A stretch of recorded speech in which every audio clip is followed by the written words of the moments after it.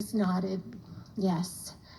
So I said, did anybody do anything or say something recently that made you start to feel that way? And again, he just nodded, no.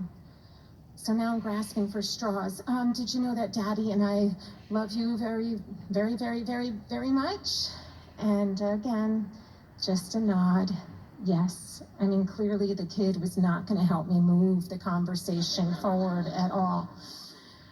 So I had no idea what to say. And so I absolutely surprised myself with what came out next. And I said to him, did you know that there's sadness to adoption?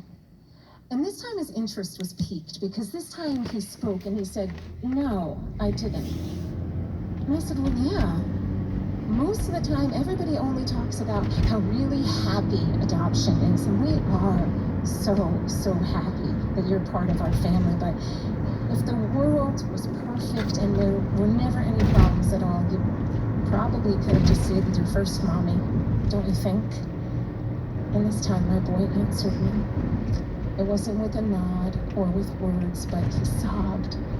It wasn't crying over a skin knee. He was sobbing over an emotional wound that he didn't know he had, and he still lacked the emotional maturity and the language to really explore it. But there was something about my acknowledging it for him that just unlocked the deepest sob I'd ever heard come out of a little child. And I told him it was okay to be sad about that, and maybe even forever, but that I wanted to help him find peace over it. And would he maybe like to try to meet some more of his birth family? And he said yes.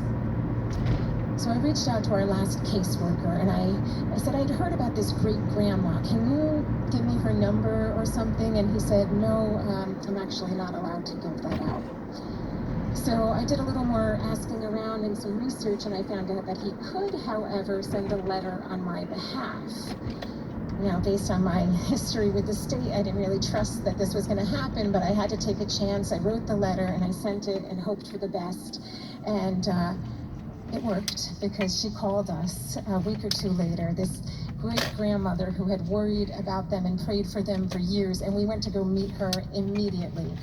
And as soon as we did, all these doors kept opening, because every time we went, we just would meet a new family member, and each one of them welcomed all of us, our adopted kids, our biological kids, my husband and myself, with open arms.